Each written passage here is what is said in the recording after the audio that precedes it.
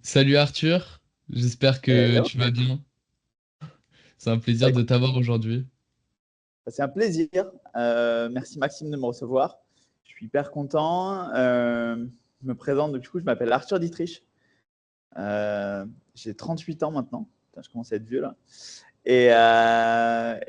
Actuellement, je me décris comme entrepreneur et je fais beaucoup de choses. Et entre autres, ce qui me prend pas mal de temps, c'est Super Team France. Voilà, c'est en gros l'antenne nationale de Solana.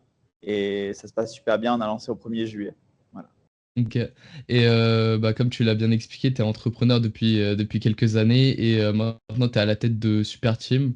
Mais est-ce qu'on peut revenir un peu avant et est-ce que tu peux nous dire un peu quel est ton parcours avant que tu entres dans la crypto? Ouais, avec plaisir.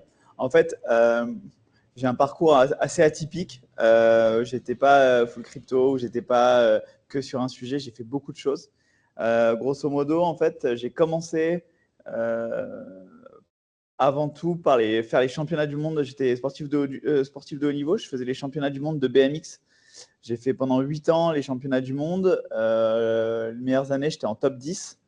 Ce qui m'a permis en fait de voyager partout dans le monde, de pouvoir payer mes études parce que j'avais pas beaucoup d'argent et ça s'est super bien passé et mettre un peu d'argent de côté. Bon, c'est pas du football hein, les gars, mais c'est quand même bien et ça c'est franchement c'était une expérience exceptionnelle. Et après j'ai fini mes études. À la fin j'ai fait une école de commerce qui s'appelle l'EDEC en grande école.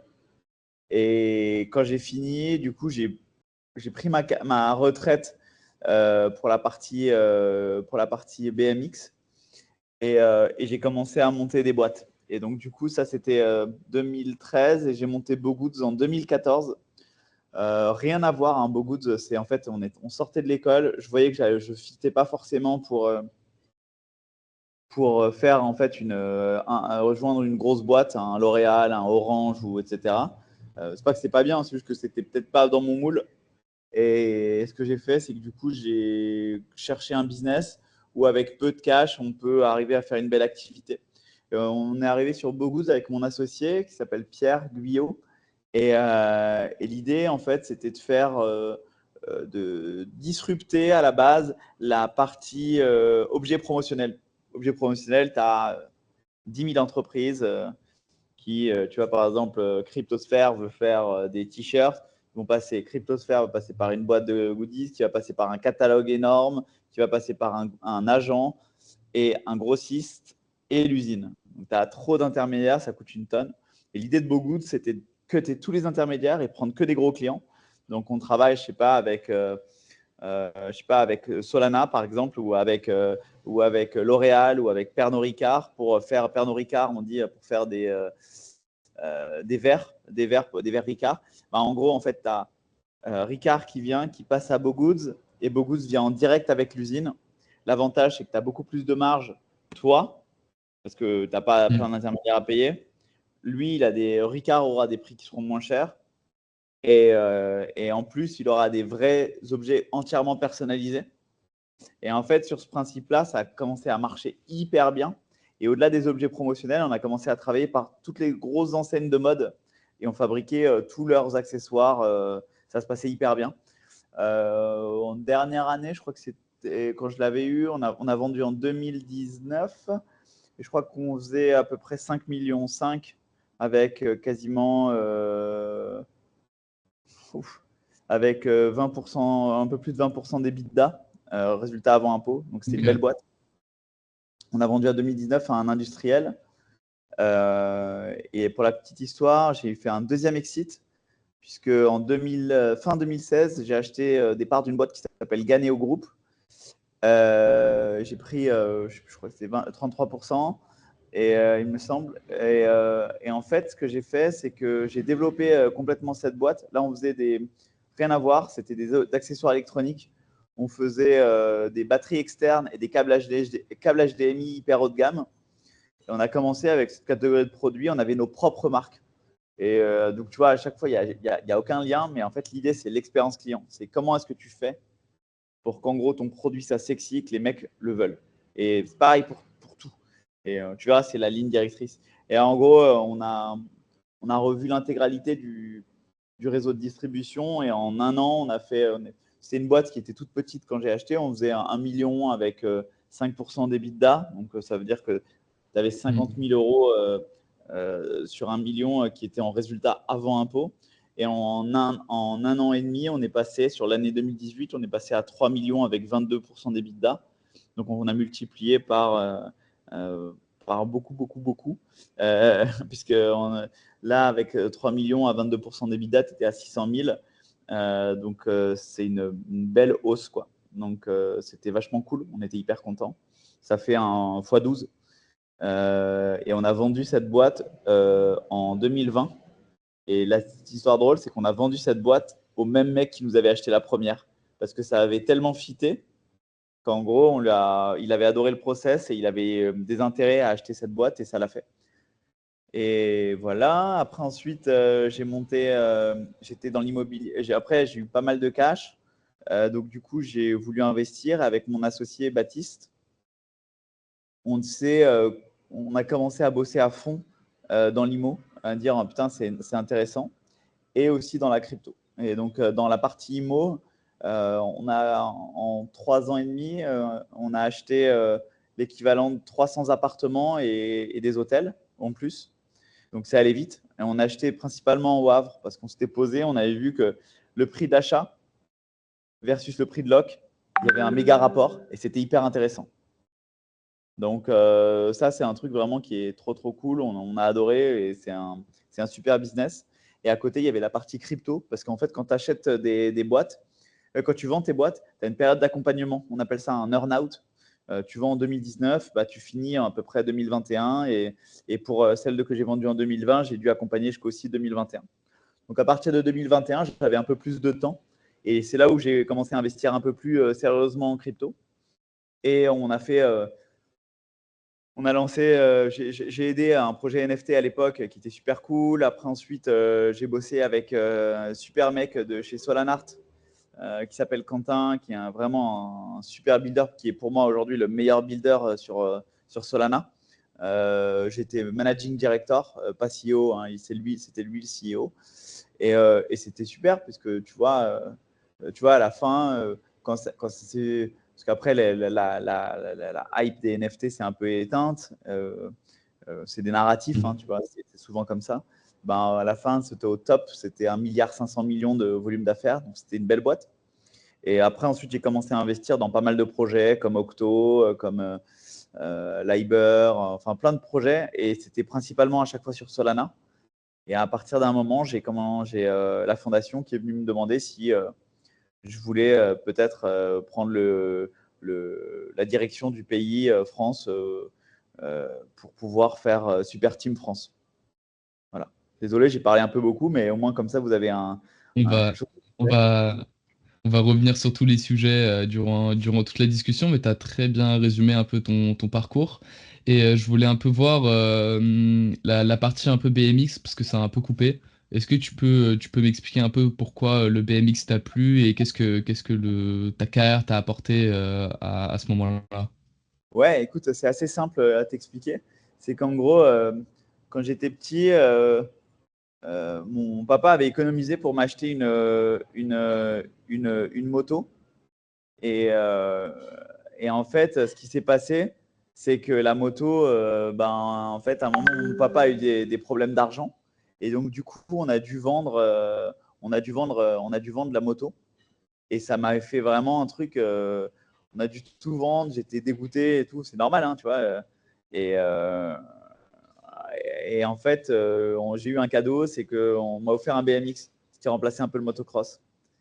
Et ça s'est passé comme ça. Et j'ai commencé le BMX comme ça. Et j'ai pris passion parce que je trouve que c'est un sport qui est hyper cool. Parce que tu te fais des potes par toi-même, tu apprends par toi-même. Tu vois, il n'y avait pas de cours, de classe et de tout ça. Et donc là, c'était hyper intéressant. Et moi, j'ai pris un kiff énorme. Parce que j'ai voyagé vraiment partout dans le monde, tout le temps, tout le temps, tout le temps. C'était exceptionnel, quoi. Et c'est quoi un peu ton meilleur souvenir dans le BMX? Euh, ouais, je pourrais t'en dire plusieurs. En gros, dans le premier, c'est à la fin de ma carrière, en 2013, j'ai fait un tour du monde qui était fantastique. Paris, New York, non, Paris, Shanghai, Tokyo, Taipei, Hawaï, Mexico, Guadalajara, New York et retour à Paris. C'était genre franchement incroyable. Super trip. C'était vraiment une initiative. J'ai demandé à mes sponsors un budget. On sortait une vidéo par truc. Ça, c'est achievement ce qu'on appelle un achievement, quoi. C'est quand tu réussis un truc. Achievement de voyage. Après, en sponsor, j'avais la chance de bien savoir me vendre et j'ai eu toujours des bons sponsors. Et j'avais un sponsor en particulier qui était très cool qui s'appelait Harley Davidson, que tu dois connaître, des motos. Et donc, du coup, pendant 5 ans, j'étais sponsorisé par Harley Davidson. Et imagine-toi, tu es un kids, tu es en cours et en fait, on te prête des motos tout le temps, peu importe où tu voyages, et on te les envoie directement à chaque fois. Moi, quand je faisais mes études à Lille, ils me livraient les motos quand j'étais à l'école, tu vois, tous les 6 mois quand il y avait une nouveauté à essayer. Et j'allais choper ma moto, j'étais comme un gamin, j'étais trop content. Et après, en souvenir sportif, euh, alors c'est pas forcément le titre le plus prestigieux, mais en fait, tu avais une compétition française qui s'appelait Weekend Warrior. Et en fait, Weekend Warrior, le truc qui était assez cool, c'est que c'était un truc vraiment pour les qui était reconnu. C'était pas une compétition grand public, c'était assez privé. Et en fait, j'ai gagné cette compète là où on m'attendait pas trop. Et j'ai gagné. J'étais aux anges et c'est ça qui a propulsé ma carrière par la suite, quoi. Et c'était quoi le moment qui a pivoté que tu as fait, que tu es passé de BMX jusqu'à créer des entreprises? Ouais, en fait, c'est assez simple. Moi, je crois beaucoup. En fait, je suis un compétiteur dans l'âme et je pense qu'il y a beaucoup de gens qui sont comme ça. Et je me voyais pas, en fait. Il y avait deux raisons. Il y avait une raison psychologique et il y avait une raison logique. La raison logique, c'est que aujourd'hui, tu peux t'accrocher et continuer à essayer, à essayer, à essayer. Mais tu vois, j'avais fait 8 ans de championnat du monde. J'ai fait un peu le tour. Et je me dis, bah, en fait, ça c'est la partie psychologique. Je préfère partir et dire à mes sponsors, c'est fini, et partir la tête haute, que, en gros, attendre que je performe moins et de me faire virer par mes sponsors. Tu vois? Mhm. Et donc, parce qu'en fait, c'est très connu aujourd'hui, en fait, dans tous les sportifs de haut niveau, tu as énormément de dépression. Désolé, c'est pas un sujet méga fun, mais en gros, tu sais, les mecs qui, tu sais, je sais pas, un mec qui fait du skate, un mec, peu importe le sport, tu vois. Le mec, il est pro, il voyage, il est payé, il voyage tout le temps, il a son matos gratos. Dès qu'il va dans un endroit, il est reconnu, c'est super. Mais du jour au lendemain, s'il n'a pas de backup plan, ce qui est le cas pour la plupart des athlètes, bah en fait, tu te retrouves du jour au lendemain à plus pouvoir payer tes voyages, plus pouvoir avoir plus d'argent. Les gens ne te reconnaissent plus trop. Et en fait, c'est un vrai choc aujourd'hui psychologique. Donc, c'est pour ça que moi, j'ai décidé de partir plus tôt. Et après, ensuite, c'est juste pour des questions de logique. C'est juste, bah, en fait, tu performes quand tu es encore jeune. Après, ensuite, c'est plus compliqué, tu vois. Donc, voilà. Donc, Et, j'ai pris cette décision. et donc, tu as décidé de créer des entreprises. Et je voulais un peu plus savoir pourquoi tu as créé des entreprises tout aussi différentes, qui ne sont pas liées dans un secteur. En fait, je ne sais pas si tu pourras mettre un lien. On mettra peut-être un lien d'une vidéo de BMX et un lien d'un article qui avait été sur ma méthodologie sur la partie expérience client. Mais en gros, moi, je pense que tu peux faire n'importe quelle industrie, mais vraiment n'importe lesquelles, tant que tu as l'expérience client au cœur de ta stratégie. C'est-à-dire que tu vas être capable de pouvoir changer une industrie avec ton produit ou ton service parce que tu arrives en fait à avoir quelque chose de différenciant, que ce soit par le prix, l'expérience, etc.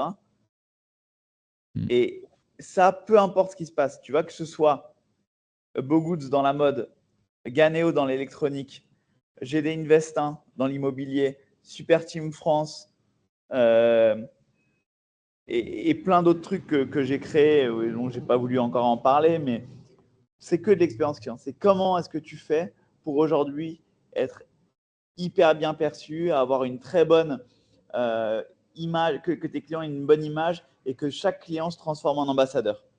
Et en fait, peu importe ce que tu fais, tu peux changer d'industrie très très facilement. Et du coup, la question, c'est comment être bien perçu par le client Ah, avec tes années d'expérience. ouais, en fait, c'est assez simple, mais très simple à expliquer, mais très compliqué à mettre en place.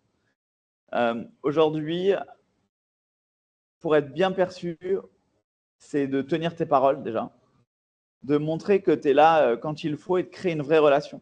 C'est pour ça qu'au début, moi, j'étais plus un grand fan de B2B. Parce que B2B, B2C, donc B2B, tu parles aux entreprises, B2C, tu parles à des particuliers. B2B, tu as le temps. En fait, généralement, tu n'as pas 10 000 clients. Tu dois en avoir une centaine à peu près et tu les connais tous par leur nom, prénom, etc. Et ça, c'est top.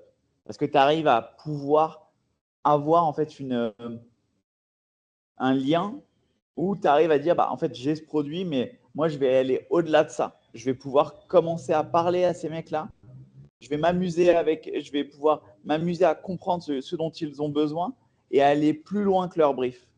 Et exactement pareil, quand tu es en B2C, c'est juste qu'au lieu d'avoir 100 clients, bah, tu en as potentiellement 10 000. Tu vois ce que je veux dire? Donc, il faut être très bon en communication, euh, bien targeter la bonne cible, ne pas essayer d'avoir, en fait, de plaire à tout le monde.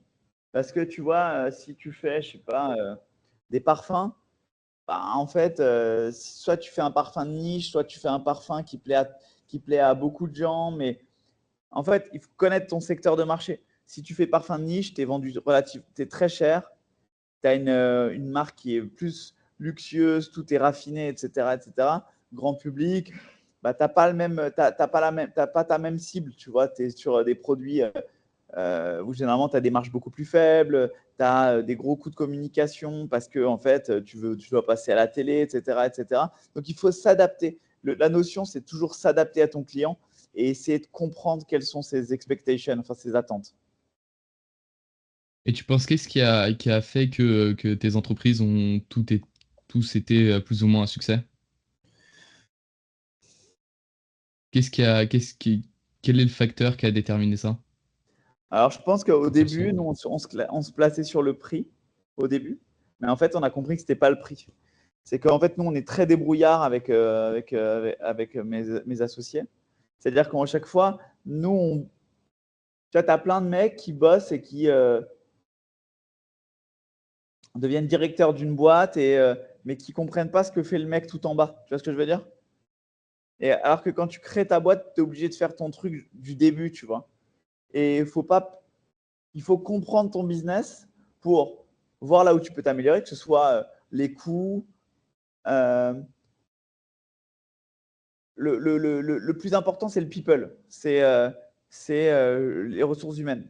Aujourd'hui, si tu fais des bons recrutements, c'est ce qui va te permettre de réussir dans ta boîte. C'est le nerf de la guerre. C'est vraiment le nerf de la guerre. Parce que quand ta boîte devient grosse, tu as un impact, mais il est plus aussi fort qu'avant. C'est les gens, tous les gens qui bossent pour toi, qui font de la valeur de ta boîte. Donc ça, c'est hyper important, ton recrutement. Euh,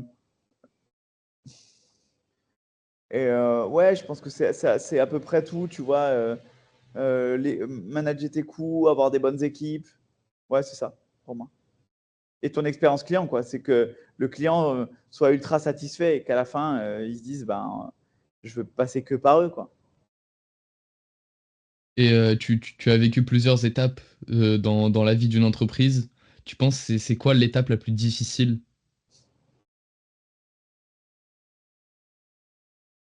Je pense qu'il y en a deux. Je pense que, bien sûr, c'est le début parce que tu dois vendre tu dois vendre et construire tes process. Mais en vrai, avec le recul, c'est la partie la plus fun.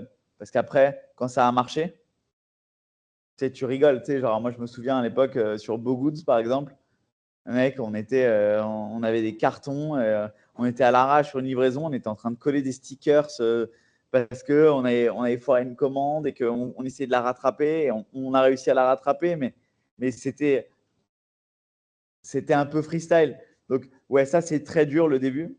Et je pense que c'est quand tu passes un cap, quand tu commences à devenir de petit à moyen, tu n'as plus du tout la même façon de faire parce que tu as plus d'employés, donc tu dois mettre des process en place et tu peux vite t'enfermer dans une méthodologie qui vont faire que bah, c'est compliqué parce que c'est peut-être pas ta nature de faire ça comme ça. Et moi, je conseille quand ta boîte marche et tu gagnes un peu d'argent, c'est cool de se faire accompagner. Donc moi, j'avais un mentor et je sais que c'était très cool. Et ça nous a permis de passer de la deuxième vitesse beaucoup plus facilement, quoi. C'est-à-dire des mentors? Des personnes Bon, qui connaissent le marché? non, justement, euh, en fait, c'est des mecs, alors attention, hein, c'est pas des consultants et des mecs qui vendent des formations sur Instagram, hein. C'est, euh, c'est vraiment t'as des mecs qui sont spécialisés, soit des mecs de l'industrie, qui sont en gros, qui te prennent sous leur aile, ou soit des vrais consultants RH qui sont très bons là-dedans et qui t'aident en fait à t'accompagner. Mais attention, vous faites pas pigeonner sur les gens que vous allez choisir. Il n'y a pas de recette magique. C'est que dans tous les cas, il n'y aura aucune solution qui répondra à toutes vos problématiques. Mais il faut quelqu'un qui comprenne votre business et qui puisse avoir un accompagnement personnalisé et à qui vous pouvez parler. Parce que souvent, le problème aujourd'hui en entrepreneuriat, c'est quand tu lances ta boîte, tu es souvent dans les sujets que tu ne connais pas et tu stresses et tu n'as pas de solution, tu n'as pas de réponse et tu n'as personne à qui en parler. Donc, c'est bien d'avoir un mentor. Et comment tu arrives à trouver les bonnes personnes? Ou plutôt, c'est quoi les red flags des personnes à ne pas prendre? Alors déjà, on va commencer par la partie la plus facile, les red flags. C'est ah non, mais moi, je sais. Le mec qui commence comme ça, il dit tu devrais faire ça, ça, ça.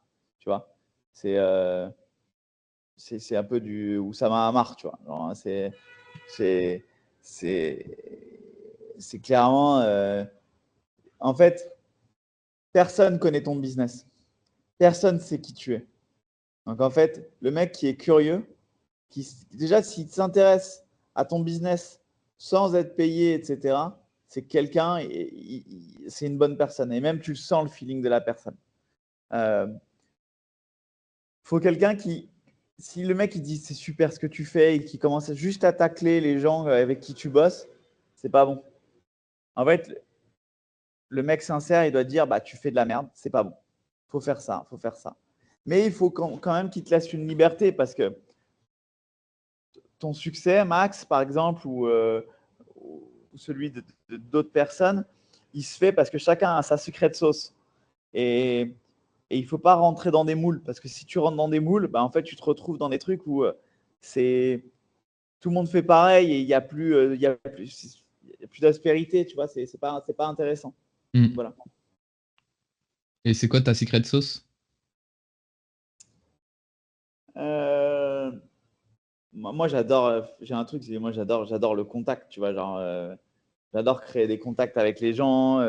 J'appelle même pas ça un réseau, mais c'en est un en fait. C'est juste que c'est avoir une bonne réputation, pouvoir rendre des services quand tu veux. Et donc, le jour où tu as besoin de demander, en fait, ça fait partie de ton expérience client. Je vais te saouler avec ça, mais clairement, l'expérience client, c'est vraiment le nerf de la guerre. Parce qu'en fait, je sais pas, tu choisis une plateforme de trading, tu choisis pas une plateforme de trading pour ses filles forcément, tu vois. Tu vas choisir parce que l'UX, elle est bonne, parce que c'est un truc, c'est une plateforme qui est stable, parce que, tu vois, il y a un bon service client. euh, tu vois, il y a plein de choses comme ça qui sont hyper importantes, quoi. Voilà. Et c'est pareil pour tout, hein, pour l'immobilier. Tu vois, genre moi, l'IMO, j'achète des tonnes. Pour la crypto, pour tout ça, c'est hyper important. c'est vrai que tu as vendu plusieurs boîtes et je voulais un peu plus savoir comment se passe le processus de vente d'une entreprise. Bah, pas de souci. Alors, en fait, c'est assez simple. On a vendu 2 boîtes pour un peu plus de 7 millions, un peu plus que 7 millions. On avait 50 et 33% des boîtes. Donc, c'était cool. C'était des beaux exits puisque je venais de sortir d'études et c'était important pour moi. Aujourd'hui, quand tu décides de vendre une boîte, ça prend toujours beaucoup de temps. C'est tu te dis, bah, écoute, mes chiffres sont au vert. Je sais que l'année prochaine, ça va être des chiffres encore mieux qu'avant. Et donc, du coup, ces chiffres-là vont te permettre en fait, de pouvoir vendre une croissance. Donc, généralement, tu as ce qu'on appelle des multiples d'EBITDA. Les multiples d'EBITDA, ce sont des, comment on appelle ça? Des multiples de ton résultat avant impôt. C'est ça qui détermine la valeur de ta société.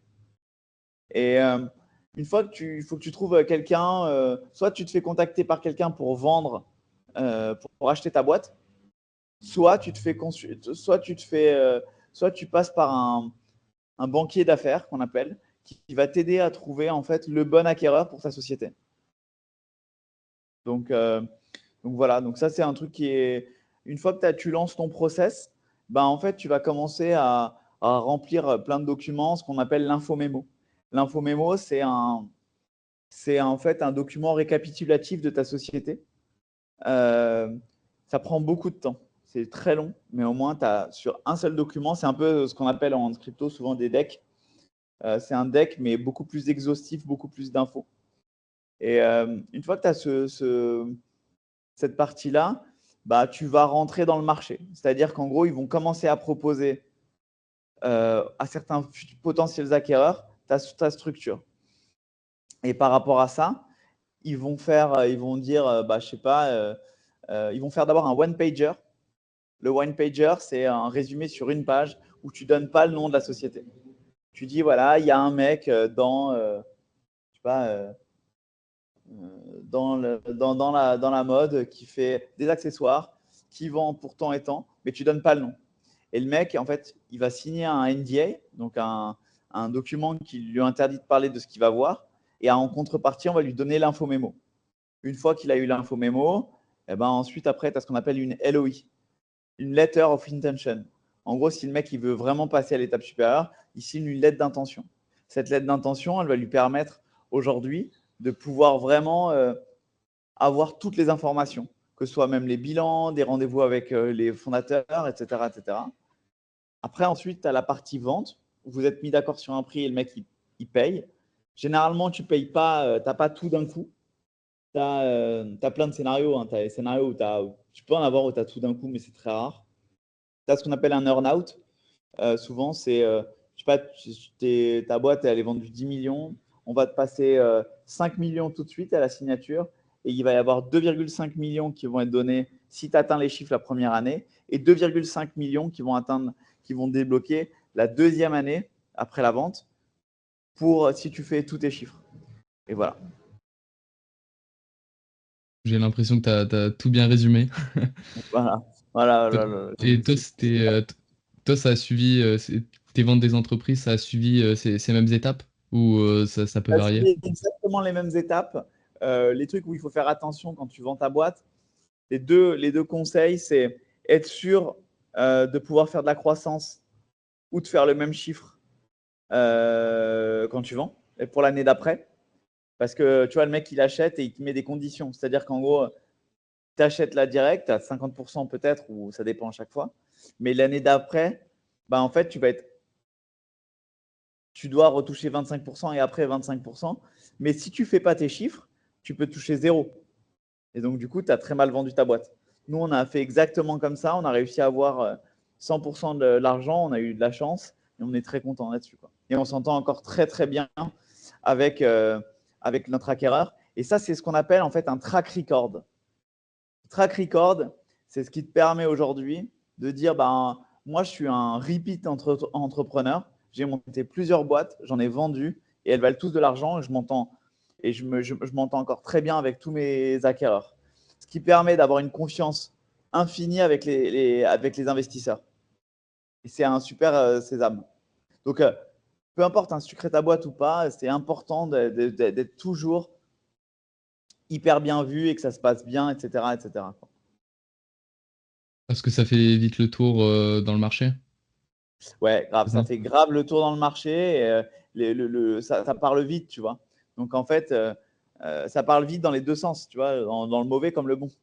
Donc, en fait, c'est hyper important de garder une bonne réputation, même si tu es juste en employé. Tu vois, genre, si tu te comportes comme une merde, si tu te comportes comme une merde dans la boîte dans laquelle tu es, où tu es en stage ou en CDI, bah en fait, même pour après, tu vois, souvent, tu as ce qu'on appelle des referrals, des credentials.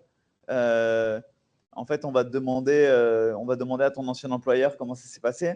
Si tu as fait de la merde, ben ça, tout se sait, tu vois. Mm. Et après avoir vendu toutes tes sociétés, tu avais donc plus de temps libre. Et comment t'es arrivé cette volonté de rentrer dans la crypto et plus particulièrement Solana?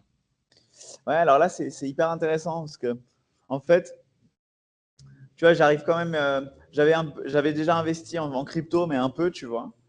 Mais je me disais, putain, c'est quand même un écosystème qui est genre. Là, je rentre tard. Enfin, j'ai commencé à investir un peu, mais des petits montants en 2017. Mais je rentre en fait vraiment dedans en 2021. Donc, je rentre tard. Mais je me dis, putain, en fait, c'est le fameux truc, tu vois. À un moment, soit tu laisses le wagon passer, tu vois, et tu rentres jamais. Parce que tu dis, ah ouais, c'est cher ou peu importe. Mais à un moment, il faut rentrer dedans. Et, euh, et moi, vu qu'il y avait beaucoup de devs, en fait, j'avais un profil qui était assez intéressant là-bas parce que j'étais plus sur du management, du sales et de l'expérience client et de la com. Et ben, du coup, en fait, ça m'a permis d'avoir quelque chose de complémentaire et qui était assez demandé en marché crypto parce que c'était un marché qui était vraiment en train de se, comment on pourrait appeler ça? De, de se mettre en place et d'être de plus en plus gros. Et je pense que du coup, plus ça grossit, plus on devient exigeant, tu vois. Regarde, à l'époque, il y avait plein de dingueries qu'on laissait faire. Et là, tout le monde est de plus en plus exigeant, tu vois. On devient plus mature, etc. etc. Et voilà, et donc ça, je pense que c'est comme ça que je suis rentré. Et ça s'est super bien passé. On a fait collection NFT, après marketplace NFT, après investissement, après beaucoup d'advisoring aussi, et maintenant hyper content Solana France. Et pour moi Solana c'était, en fait c'est, pour le coup je mens pas parce qu'en fait j'ai pas fait grand chose à côté autre que Solana. Moi aujourd'hui je crois vraiment que une blockchain comme Solana, pour moi c'est une boîte tech, hein. On parle vraiment d'une boîte tech. Euh, Elle va révolutionner plein de choses en termes de paiement, de transactions, de rapidité. euh, et utiliser la blockchain, c'est bien, mais tu ne peux pas l'utiliser sur tout, tu vois ce que je veux dire? Alors qu'un Solana, avec les fees qui sont bas, tout ça, les transactions qui sont rapides, ça te permet d'être à scale. Et c'est pour ça que tu vois en termes de partenariat, quand je vois les partenariats Shopify, Stripe, PayPal, etc., bah, ça fait totalement sens, tu vois. Donc, c'est hyper intéressant. Donc concrètement, pourquoi est-ce que directement Solana t'a plu plus que les autres cryptos?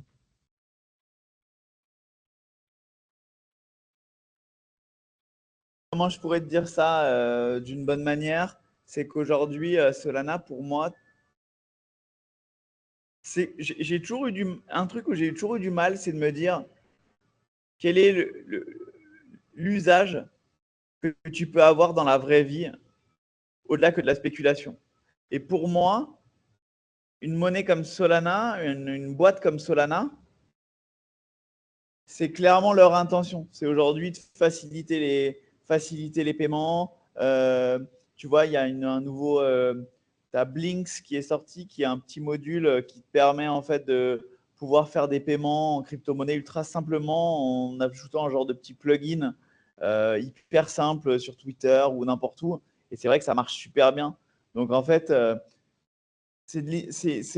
faut toujours être Quand tu as un profil comme le mien qui est sales, communication ou BD, bah en fait, il faut toujours être à l'aise avec la société avec laquelle tu travailles. Tu ne travailles pas juste pour l'argent. De toute manière, si tu seras bon, tu gagneras de l'argent. Ça a toujours été le cas. Et, et moi, je me suis senti tout de suite à l'aise avec Solana. Et j'avais des offres qui étaient beaucoup plus élevées ailleurs. Mais j'ai choisi Solana parce que j'y crois. Tu vois. Et ça, c'est important pour moi. Et tu viens de me parler de Blinks, je voulais en parler un peu plus tard, mais sur Twitter, vous en parlez pas mal de ça. Je voulais un peu plus savoir qu'est-ce que c'est concrètement, parce que dans la communication, j'ai pas forcément compris ce que c'était concrètement.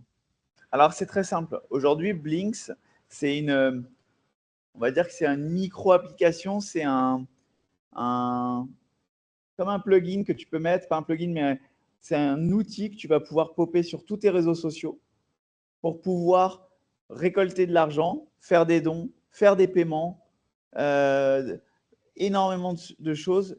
Parce qu'aujourd'hui, tu vois, je te donne un exemple. Euh, Tu dis, vas-y, je veux donner des cours, je veux donner des cours de marketing sur le Web3, en Web3.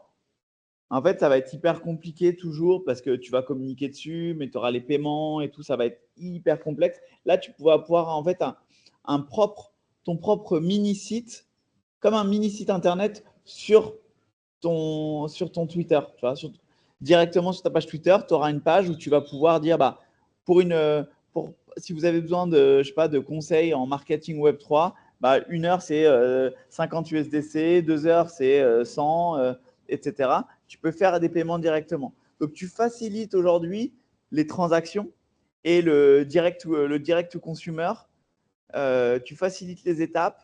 Et surtout, moi, le point le plus critique aujourd'hui en crypto, c'est la complexité aujourd'hui. La complexité, en ce moment, on ne pourra pas devenir mainstream et toucher tout le monde tant qu'on aura 10 000 couches de validation tu vois, les wallets, tes reconnaissances. Enfin, il y a plein de choses. Et en fait, Blinks permet de faciliter les transactions, les paiements, les dons.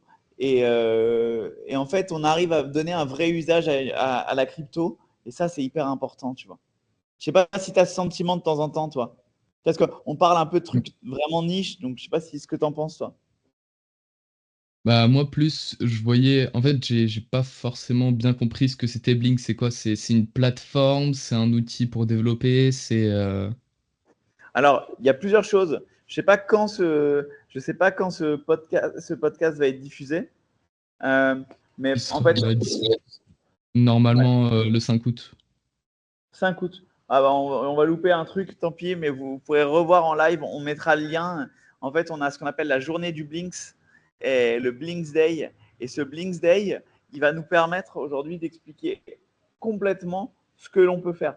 C'est un micro plugin, tu vois, comme si tu postes une photo ou une vidéo sur Twitter, tu vas pouvoir mettre directement les services que tu souhaites vendre, ok, et pouvoir faire directement le payer directement en ligne. Et ça, directement sur Twitter. Donc, tu vas vraiment, vraiment gagner en transactions et ça va faciliter les gens à sortir des produits et à monétiser leur temps, leur savoir-faire. Et ça, je trouve que c'est fantastique, quoi. Et c'est quoi le lien entre Blinks et Solana? Aujourd'hui, c'est Solana qui a créé la solution Blinks. Ça s'appelle les blockchain Blinks, c'est Blinks on Solana. Vous avez, nous, c'est Super Team France, donc en fait, vous allez pouvoir retrouver un max d'informations sur notre Twitter, mais aussi sur d'autres, sur Discord ou sur nos groupes Telegram. Et ça, c'est hyper intéressant. Et là, le 24 juillet, malheureusement, sera déjà passé, mais il y a ce qu'on appelle les Blinks Day. Et là, on expliquera tout de A à Z. Donc, franchement, c'est hyper intéressant. Ok. Et c'est vrai qu'on a beaucoup parlé de Solana, de ton parcours, mais on n'a pas forcément encore défini qu'est-ce que c'était Super Team et comment s'est fait le lien entre toi et Super Team France. Avec plaisir pour vous parler de ça. En gros, c'est très simple. Euh, Super Team France, si tu le décris, c'est l'antenne française de Solana. C'est Solana France, on va dire. Et l'idée, en fait, c'est de démocratiser l'utilisation de Solana, de recenser tous les projets déjà qui build sur Solana, de pouvoir éduquer un grand nombre de personnes qui s'intéressent à cet écosystème pour qu'ils puissent gagner leur première crypto, qu'ils puissent trouver du travail, qu'ils puissent build leur propre projet et aussi constituer un écosystème de partenaires de qualité. Je parle pour les médias. Tu vois, en fait, les personnes qui vont nous voir, ils nous disent ouais, on vient de sortir nos produits. Ben, nous, on va les rediriger vers différentes personnes à qui on sait qui sont vraiment, vraiment, vraiment, vraiment qui vont pas vous arnaquer, qui ont des bons prix, qui vont être pertinents, qui vont pouvoir vous aider à passer la deuxième sur votre projet ou la troisième vitesse, tu vois. Et que ce soit les médias, des VC, donc c'est-à-dire des fonds d'investissement, des business angels, euh, de temps en temps même de l'influence, des market makers, etc. Je vais en citer plein, mais l'idée c'est qu'en gros, on aide à travers des événements à avoir un écosystème qui s'y connaît, qui puisse travailler, aider à ce que justement Solana se développe dans les meilleures conditions avec des super talents et leur donner les moyens de réussir. C'est ça, aujourd'hui c'est très simple. Et comment s'est fait le lien entre toi et Super Team? Comment t'as rejoint? Alors le lien est assez drôle, c'est qu'en gros c'est la fondation qui cherchait un directeur de la France depuis plus d'un an.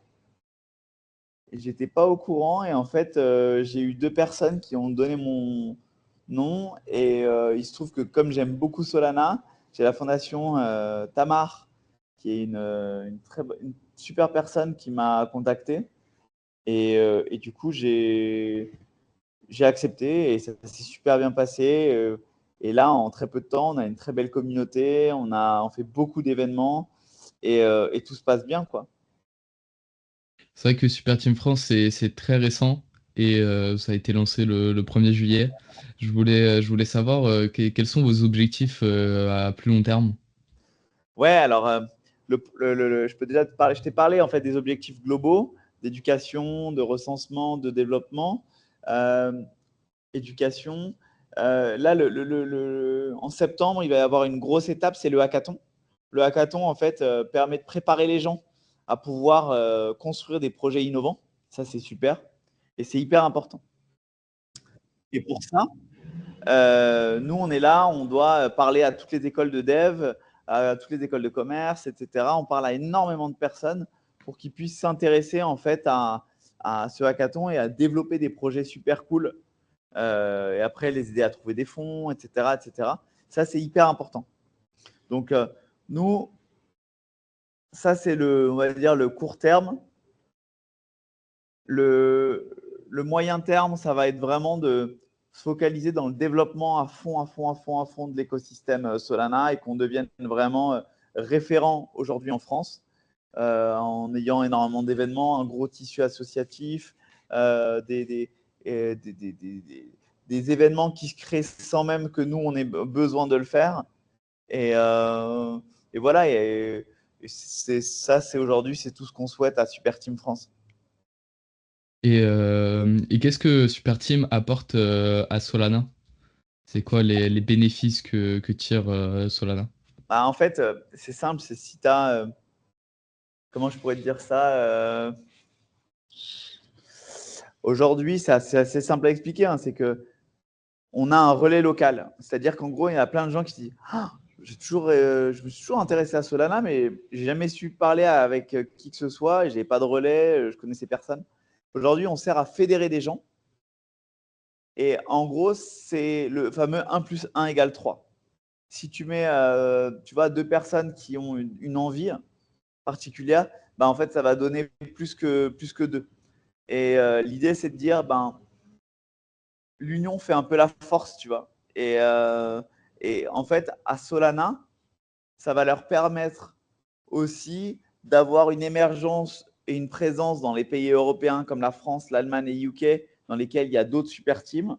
Et ben, en fait, nous, on sert à développer le tissu entrepreneurial et de user de Solana. Voilà. Et c'est quoi les personnes que vous souhaitez attirer? On a différentes choses. On a plusieurs choses. On a le premier, c'est des funnel users, tu vois, euh, qui, qui s'intéressent à la blockchain, à Solana. On va avoir les développeurs qui vont nous permettre aussi de build les projets de demain. On va avoir le B2B, les grosses boîtes Web2 existantes qui veulent intégrer de la blockchain. Okay. Et après, on a énormément d'autres cibles, tu vois. On parle juste d'étudiants global, on parle, ça c'est plus des catégories, tu vois.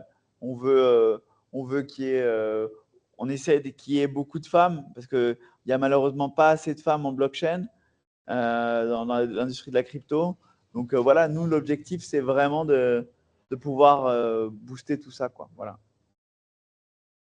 Et je voulais un peu plus savoir la partie projet, parce que je sais que vous avez fait pas mal d'annonces avec les matchs de football américains, avec le Bonk. Et je voulais un peu savoir c'est quoi votre relation avec ce type de projet, les mêmes coins, etc. En fait, c'est très simple. C'est qu'aujourd'hui, nous, on est là pour proposer un maximum d'expérience à tous les users de Super Team France. Et peu importe que ce soit des protocoles de DeFi ultra complexes jusqu'à des monnaies, des sociétés grand public comme Bonk. En fait, il en faut pour toutes les couleurs. Il en faut pour tu vois, tous les goûts et toutes les couleurs et c'est hyper important. Parce que sinon, tu te retrouves avec ce qu'on appelle un entre-soi et c'est pas intéressant. Il faut une diversité de personnes. Tu vois, il faut des gens qui s'intéressent à des mêmes coins, des gens qui s'intéressent à de l'infra, des gens qui s'intéressent à du RWA, des real world assets. Et il faut une diversité de personnes. Tu vois. Et chaque projet qui bosse sur Solana fait partie aujourd'hui des gens avec qui on aime bien échanger et qu'on va les aider à pousser leur projet. Très bien. Et il me reste encore deux, trois questions à te poser et après on aura fini. Je voulais savoir comment tu vois l'avenir de la crypto et surtout de Solana. Ah, aujourd'hui, je n'ai pas de boule de cristal, malheureusement, mais je pense qu'on est sur une bonne trajectoire puisque on a un peu toutes les tâches noires qui sont un peu parties, tous les gros risques. Tu vois, on peut parler de FTX, on peut parler de tout ça. On est dans un milieu qui est de plus en plus sain, de plus en plus qualifié. Et je pense que les deux grandes tendances, ça va être pour moi la simplification de la crypto et de l'usage de la crypto. Comme je te disais, tu vois, euh, via des Blinks ou via des super apps, tu vois, avoir des applications qui sont intégrées directement sur Telegram, sur Twitter, tu vois, comme Blinks. Pour moi, c'est un peu le futur. Et plus ce sera simple, plus tu auras de personnes qui vont comprendre qu'en fait, bah, c'est fantastique, tu vois.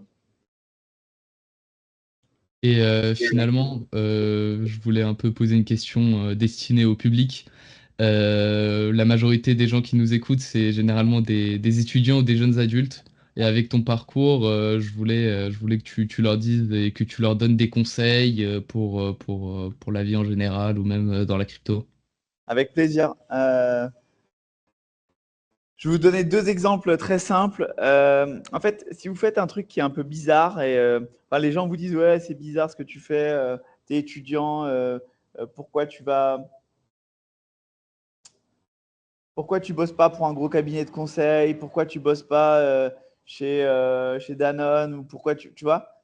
En fait, il ne faut pas rentrer dans les rails. En fait, si tu as envie de rentrer dans les rails, rentre dans les rails. Mais si tu as une passion et que toi, tu vas aller jusqu'au bout, bah, en fait, il faut que tu creuses. Parce que quand tu vas continuer, tu vas devenir bon là-dedans. Et quand tu vas devenir bon là-dedans, tu vas gagner de l'argent. Donc, peu importe que tu fasses de la crypto, de la jardinerie, peu importe. Tu vois, c'était une appli pour les chiens ou un truc. Peu importe. Fais ton truc. Demande des avis concrets. Mets-toi dedans. Et en fait, tu vois, je donne souvent cet exemple de ma mère. Tous mes potes faisaient du foot et moi, ils m'ont laissé faire du BMX. Et c'est quand même hyper niche le BMX freestyle.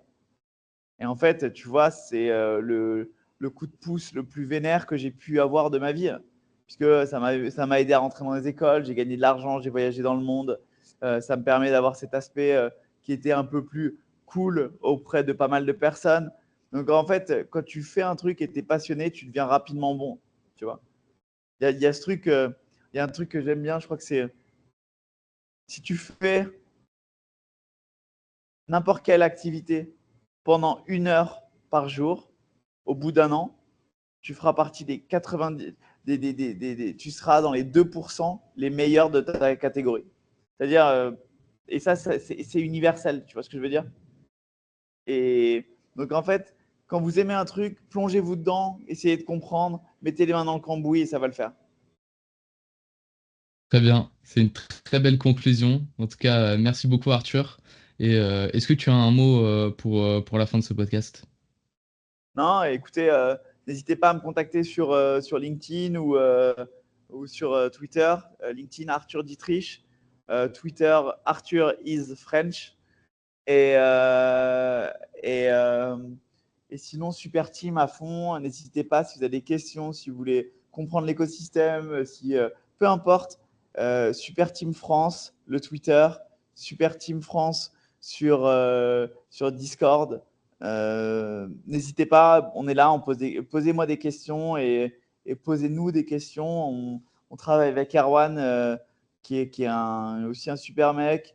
Il vous répondra et venez, ça va être sympa en fait. Voilà. Très bien. Merci beaucoup Arthur. C'était un plaisir d'échanger avec toi. Ouais, avec plaisir. Avec plaisir. Bon, prends soin de toi. Merci beaucoup pour l'invitation et j'espère à très bientôt. À très bientôt et on se retrouve À pour un prochain plus. podcast. Ciao.